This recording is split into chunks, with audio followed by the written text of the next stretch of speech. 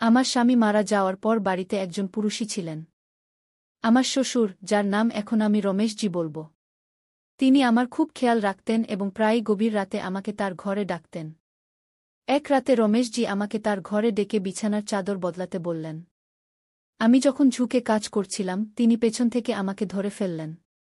আমিও আমার স্বামী ছাড়া অনেক মাস ধরে একা ছিলাম এবং সেই মুহূর্তে আমি তাকে থামানোর চেষ্টা করিনি। সেই রাতে রমেশজি আমার সাথে সময় কাটালেন। পরের দিন আমার শাশুড়ি, যাকে আমি এখন মঞ্জু মা বলব, আমাকে ডাকলেন। বুমা, একটু জল আনো। তোমার শ্বশুর এসেছেন। তার কথা শুনে আমি আমার ঘর থেকে বেরিয়ে এলাম। আমি জানতাম না তিনি কোনো শ্বশুরের কথা বলছেন। কারণ আমার আসল শ্বশুর তো ৩ বছর আগে মারা গেছেন। আমি রান্নাঘর থেকে জলের গ্লাস নিয়ে হলে পৌঁছলাম। সেখানে একজন ব্যক্তি বসেছিলেন যাকে শ্বশুরের বয়সের মনে হচ্ছিল না। আমি ভাবলাম হয়তো কোনো আত্মীয় হবে। আমি সেই ব্যক্তিকে বললাম, ভাইজা জল নিন। মঞ্জু মা হেসে বললেন, ইনি তোমার ভাইজা নন, তোমার শ্বশুর। আমি এক মুহূর্তের জন্য হতবাক হয়ে গেলাম। তিনি বললেন, ইনি আমার দূর সম্পর্কের ভাই অজয়। মঞ্জু মায়ের বয়স ৫৫ বছর ছিল। কিন্তু সামনে বসে থাকা অজয়কে ৩৫ বছরের মনে হচ্ছিল। তিনি বললেন, অজয় প্রথমবার আমাদের বাড়িতে এসেছে।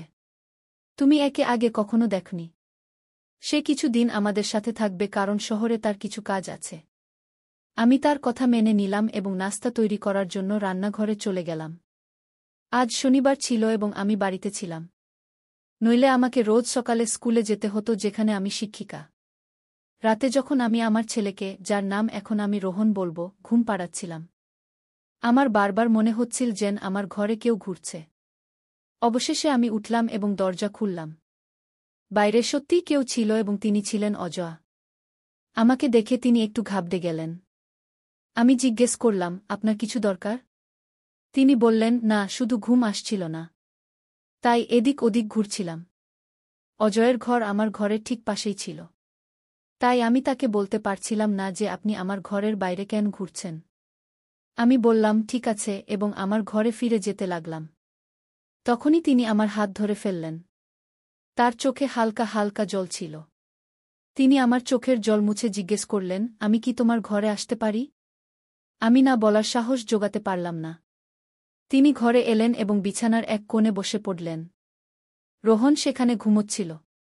অজয় আমার হাত ধরে আমাকে তার পাশে বসালেন এবং বললেন, প্রিয়া, আমি তোমার চোখের জলের কারণ জানি। তোমার চোখের জলে তোমার স্বামীর স্মৃতি আছে। প্রথম সাক্ষাতেই তিনি আমার দুঃখ বুঝতে পেরেছিলেন।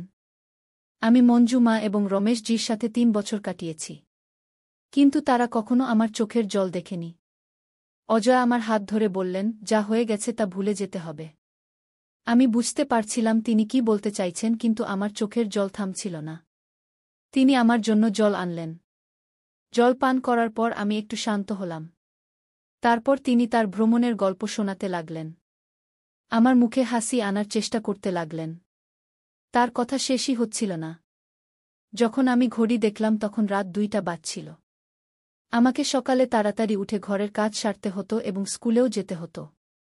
আমি অজয়কে বললাম, আমার সকালে দেরি হয়ে যাবে। এখন আমাকে ঘুমাতে হবে। তিনি তার ঘরে চলে গেলেন এবং আমি ঘুমিয়ে পড়লাম। পরের দিন সকালে আমার উঠতে দেরি হয়ে গেল। রোজ আমি স্কুলে যাওয়ার জন্য বাস নিতাম। সকালে রোহন এবং মঞ্জু মাকে নাস্তা দিয়ে আমি স্কুলের জন্য বের হতে যাচ্ছিলাম। তখনই অজয় বললেন, আজ আমি তোমাকে স্কুলে ছেড়ে দেব। আমার স্বামীর পুরনো বাইক ৩ বছর ধরে বাড়ির বাইরে দাঁড়িয়েছিল। আমি সপ্তাহে একবার সেটি পরিষ্কার করতাম, তাই সেটি চলার মতো ছিল। আজ অজয় সেটি চালানোর সিদ্ধান্ত নিলেন। মঞ্জু মাও আমাকে তাদের সাথে যেতে বললেন। আমি অজয়ের সাথে বাইকে বসলাম। বাইকে বসতেই আমি তার কাঁধে হাত রাখলাম, যেমন আমি আমার স্বামীর সাথে করতাম। তখনই আমি মঞ্জু মায়ের দিকে তাকালাম এবং মনে পড়ল যে ইনি আমার শ্বশুর। আমি তাড়াতাড়ি হাত সরিয়ে নিলাম। কিন্তু একটু এগিয়ে যাওয়ার পর আমার হাত আবার তার কাঁধে চলে গেল। এবার যখন আমি হাত সরানোর চেষ্টা করলাম তখন তিনি আমার হাত ধরে আবার তার কাঁধে রেখে দিলেন। তিনি বললেন, লজ্জা পেও না, নিশ্চিন্ত থাকো। আমি তোমারই বাড়ির লোক। স্কুলে পৌঁছানো পর্যন্ত আমরা কথা বলতে থাকলাম। দুপুর ২টায় স্কুল শেষ হল। বাইরে বেরোতেই আমি দেখলাম যে অজয় আমাকে নিতে এসেছেন। আমি জিজ্ঞেস করলাম, আপনি এখানে কি করছেন? তিনি বললেন, প্রিয়া, আমাকে শ্বশুর মশাই বলে ডেকো না। আমার নাম অজয়। মঞ্জু মায়ের সামনে আমাকে শ্বশুর মশাই বলতে পারো, কিন্তু যখন আমরা একা থাকব তখন আমাকে আমার নাম ধরে ডেকো। তিনি জানালেন যে যতদিন তারা এখানে আছেন ততদিন তিনি আমাকে স্কুলে ছাড়তে আসবেন। বাড়ি পৌঁছানোর পর মঞ্জু মা এবং রোহানকে কোথাও দেখা গেল না। আমি মঞ্জু মাকে ফোন করলে তিনি জানালেন যে তিনি তার বান্ধবীর বাড়িতে গেছেন এবং তাড়াতাড়ি ফিরবেন। স্কুল থেকে ফিরে আমি ক্লান্ত হয়ে পড়েছিলাম, তাই নিজের ঘরে ফ্রেশ হতে চলে গেলাম। কাপড় বদলানোর সময় হঠাৎ অজয় আমার ঘরে চলে এলেন। আমি তাড়াতাড়ি বাথরুমে চলে গেলাম। তিনিও মুখ ফিরিয়ে নিলেন এবং বললেন, আমাকে ক্ষমা করো, আমার হঠাৎ আসা উচিত হয়নি। আমি কাপড় বদলে বাইরে এসে জিজ্ঞেস করলাম, আপনার কিছু লাগবে? তিনি বললেন, প্রিয়া, আমার খুব খিদে পেয়েছে। শুনেছি তুমি খুব সুস্বাদু বেগুন ভাজা বানাও। আজ তোমার হাতের স্বাদ নিতে চাই। আমি রান্নাঘরে বেগুন ভাজা বানানোর সিদ্ধান্ত নিলাম। অজয়ও আমার পিছনে পিছনে রান্নাঘরে এলেন। সবজি বানানোর সময় হঠাৎ গরম তেলের ছিটে অজয়ের বুকে পড়ল, তিনি ব্যথায় কাতরে উঠলেন। আমি আমার ঘর থেকে ক্রিম এনে তার বুকে লাগালাম। সেই সময় আমি তার খুব কাছাকাছি ছিলাম। আমার মনোযোগ ক্রিম লাগানোর দিকে ছিল, কিন্তু আমার মন অন্য কোথাও চলে যাচ্ছিল। তিনি বললেন, তোমার হাত যেমন আমার বুকের উপর চলছে তেমনি আমার সমস্ত ব্যথা উধাও হয়ে গেছে। আমি তার মুখের দিকে তাকালাম তো তার অবস্থা ঠিক মনে হল না। আমি ধীরে ধীরে তার থেকে দূরে সরে যেতে লাগলাম। তখনই মঞ্জু মা সেখানে চলে এলেন। আমাকে অজয়ের এত কাছাকাছি দেখে তিনি আমাকে অদ্ভুত চোখে দেখতে লাগলেন। আমি চোখ নামিয়ে নিলাম এবং নিজের কাজে লেগে গেলাম। মঞ্জু মা এই বিষয়ে কিছু বললেন না। কিন্তু এখন আমার পিছনে থাকাটা আমাকে খটকা লাগতে লাগল। আমি তাকে অভিযোগ করার সাহস জোগাড় করতে পারলাম না। রোহান এখন তার নতুন দাদুর সাথে খুব মিশে গিয়েছিল। সে রাতে ঘুমানোর আগে অজয়কে আমাদের ঘরে আনত এবং তাদের সাথে খেলত। আমি অজয়কে বলতে পারতাম না যে তারা তাদের ঘরে চলে যান, কিন্তু রোহানকে তাদের সামনে বকাঝকা করতাম। কিন্তু সে ছোট এবং অজয় ইচ্ছাকৃতভাবে আমার ঘরে থাকার অজুহাত খুঁজে নিতেন। এক রাতে রোহান খিদে কাঁদতে লাগল। অজয় আমার ঘরে তার সাথে খেলছিলেন। আমি রান্নাঘর থেকে দুধ আনতে গেলাম। যখন আমি ফিরলাম রোহান ঘুমিয়ে পড়েছিল। আমি দুধ আবার রান্নাঘরে রাখতে যাচ্ছিলাম। তখনই অজয় বললেন, রোহান তো ঘুমিয়ে গেল, কিন্তু তার দাদুর খিদে পেয়েছে। এই দুধ আমাকে দাও। যখন আমি তাকে দুধের গ্লাস দিলাম তখন তিনি আমার হাত জোরে ধরে ফেললেন। আমি বললাম, এটা কি করছেন? তিনি বললেন, প্রিয়া, আমি আগেও বলেছিলাম যখন আমরা একা থাকব তখন আমাকে শ্বশুর মশাই বলে ডেকো না, এবং হ্যাঁ, আমি তোমার হাত তাই ধরেছি কারণ তুমি সবসময় আমার থেকে চোখ লুকিয়ে পালিয়ে যাও। আজ আমার সাথে একটু কথা বলো। তার কথায় আমি তার পাশে বসে পড়লাম। তিনি বললেন, তোমার স্বামী চলে গেছেন 3 বছর হয়ে গেল। তুমি কতদিন কাঁদতে থাকবে? তুমি এত সুন্দরী। তোমার বয়সও এখনো আছে। তুমি কতদিন এভাবে বাঁচবে? তোমার না, কিন্তু রোহানের তো তার বাবার প্রয়োজন। আমি ভেবেছিলাম যে আমি দ্বিতীয় বিয়ের বিরুদ্ধে। আমি এই বিষয়ে বেশি কথা বললাম না। তবুও তিনি আমাকে বোঝাতে থাকলেন। তিনি জিজ্ঞেস করলেন, যদি তুমি কাউকে বিশ্বাস না করো তাহলে বলো আমি তোমাকে কেমন মনে হয়। তার প্রশ্নে আমি তাকে দেখতেই থাকলাম। অজয়ের আসার পর বাড়ির পরিবেশ বদলে গিয়েছিল, কিন্তু আমি তার সম্পর্কে এমনটা কখনো ভাবিনি। আমি তার কথার জবাব দিলাম না। তিনি নিজের ঘরে চলে গেলেন এবং আমি দরজা বন্ধ করে ঘুমিয়ে পড়লাম। পরের দিন সকালে হলে আমি দেখলাম যে রোহান অজয়ের কোলে ছিল। আমি সঙ্গে সঙ্গে রোহানকে তার কোল থেকে টেনে নিলাম এবং নিজের ঘরে চলে গেলাম। পিছনে পিছনে মঞ্জু মাও চলে এলেন। তিনি বললেন, প্রিয়া, এটা কি করছ? তুমি তোমার শ্বশুর মশাই থেকে এভাবে কেন পালাচ্ছ? রোহান কত খুশি হয়ে তার দাদুর সাথে আছে। অজয় তাকে খাওয়াচ্ছিল এবং তুমি তাকে এভাবে টেনে আনলে যেন সে কোনো অচেনা লোক। আমার তোমার এই আচরণ একদম পছন্দ নয়। তার কথা শুনে আমি কিছু বলতে পারলাম না। সেদিন স্কুলে যাওয়ার জন্য বের হওয়ার সময় আমি অজয়কে কিছু বললাম না।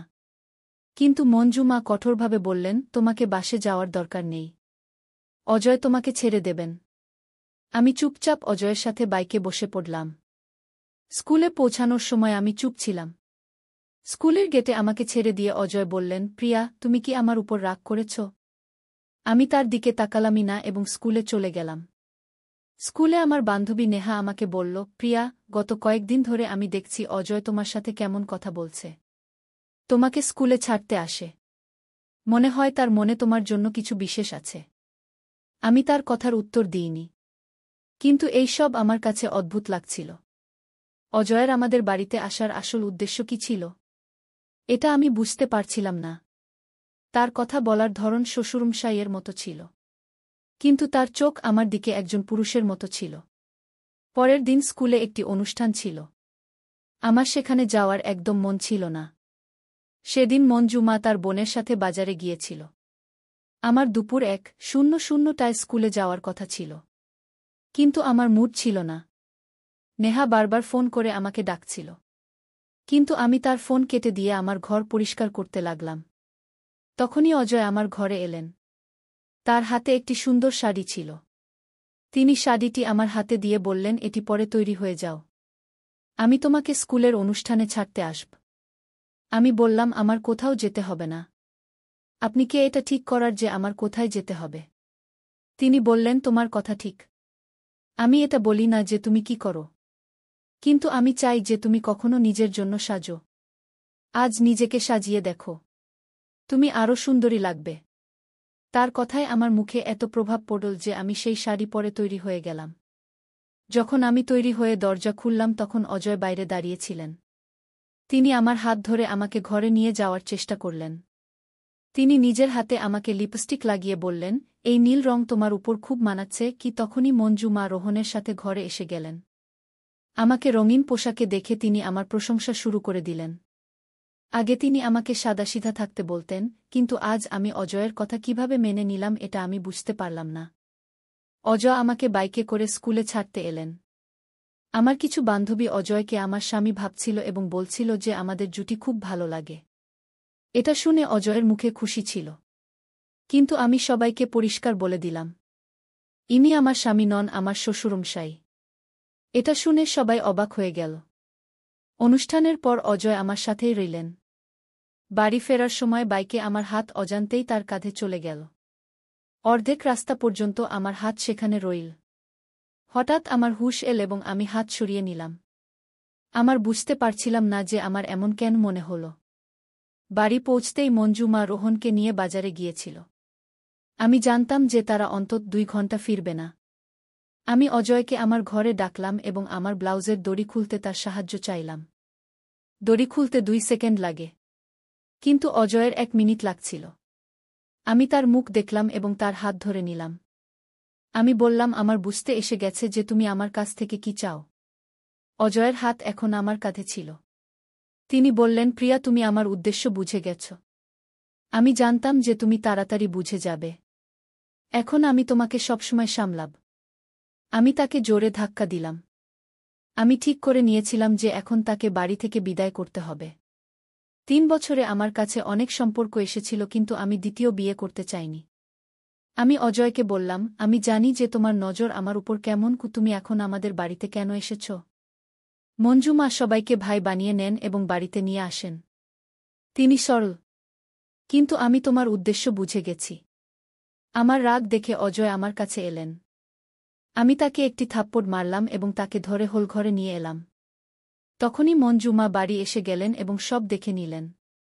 তিনি বললেন, প্রিয়া, এটা কি হচ্ছে? তুমি ভুলে গেছ যে ইনি তোমার শ্বশুরমশাই। তুমি অজয়ের হাত কেন ধরেছ? আমি বললাম, এর উদ্দেশ্য ঠিক নয়। এখন একে আমাদের বাড়িতে জায়গা নেই। মঞ্জু মা অজয়ের হাত ছাড়িয়ে বললেন, বেটি, এখন সত্যি বলার সময় এসে গেছে। অজয় আমার ভাই নয়। আমি তাকে একটি বিয়েতে দেখা করার পর ডেকেছিলাম। সে আমাকে তার বর বোন মেনেছিল। আমি তার স্বভাব জানতাম, তাই আমি তাকে এখানে ডেকেছিলাম। তোমার স্বামী চলে গেছে, 3 বছর হয়ে গেছে। আমি রোজ দেখি যে তুমি কিভাবে বেঁচে আছ। তুমি রাতে বকবক করো। তোমাকে এই দুঃখ থেকে বের করার একটিই রাস্তা ছিল, দ্বিতীয় বিয়ে। কিন্তু তুমি এর জন্য তৈরি ছিলে না। তাই আমি অজয়কে ডেকেছিলাম। আমার মনে হয়েছিল যে তার সাথে থেকে তোমার মন বদলে যাবে। কিন্তু তুমি এখনও নিজের মনকে কঠিন করে রেখেছ। অজয় বললেন, প্রিয়া, আমি তোমার সৌন্দর্যের জন্য নয়, তোমাকে ভালোবাসি। আমি রোহনের সাথে খুব সংযুক্ত হয়ে গেছি। আমার মনে হয়েছিল মঞ্জু মা আমার দুঃখ দেখতে পান না, কিন্তু তিনি প্রতিদিন আমার দুঃখ দেখে চিন্তিত ছিলেন। আমি বললাম, আমি বিয়ে করতে পারব না।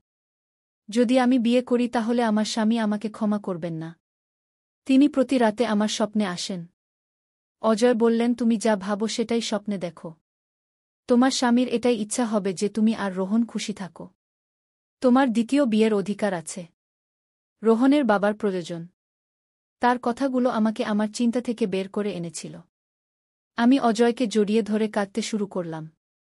তিনি বললেন, এগুলো তোমার শেষ অশ্রু, এখন আমি তোমাকে আর কখনো কাঁদতে দেব না।